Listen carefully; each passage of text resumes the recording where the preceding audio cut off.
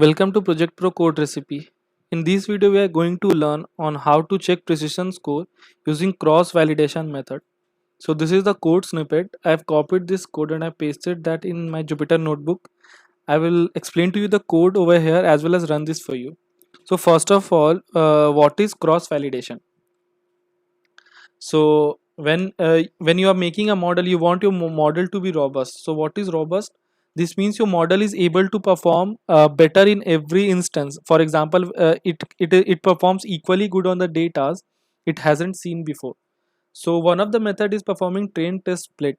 So what it does, it splits your model into training set and testing set. The one you can use one part for training the data and the other part for testing the data. When you do that, uh, the testing part is basically a new data that your model hasn't seen, and its score or its precision is a very good measure to check whether your model is performing well or not.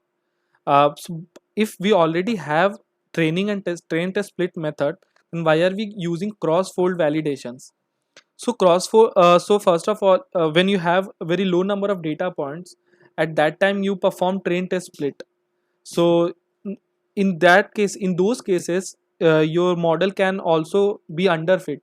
That it means it hasn't got the maximum number of data points or the necessary number of data points that it required to extract all the features or all the essence from your or variance from your data set.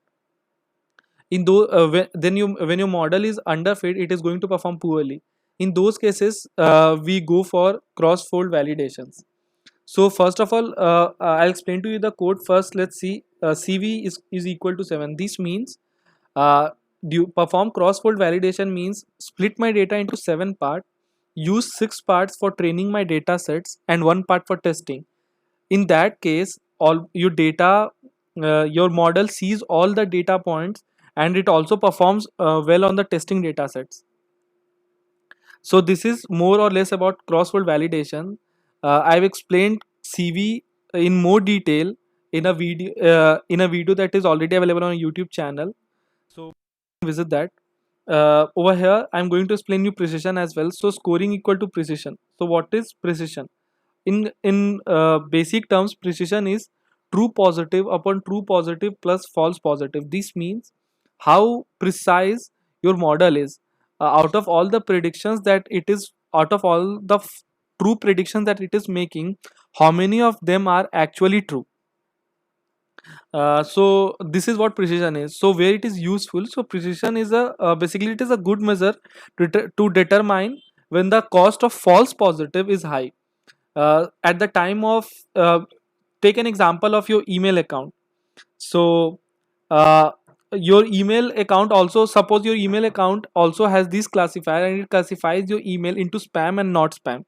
So during spam detection, a false positive means that an email that is not spam, that is actually is it is not spam, but your model has identified as spam. In those cases, you as a user are going to suffer a lot. So this is a good measure to be used in those cases. Now this was all about the explanation. Let's get started with the code. So I've defined a function over here, print statements. Then in order to ignore warnings, I have imported warnings and I have filtered them using warning filters ignore. Now model selection, cross validation score, tree decision tree classifier, data sets make classification. So sklearn along with preloaded data sets, it also gives me the power of making my own data set.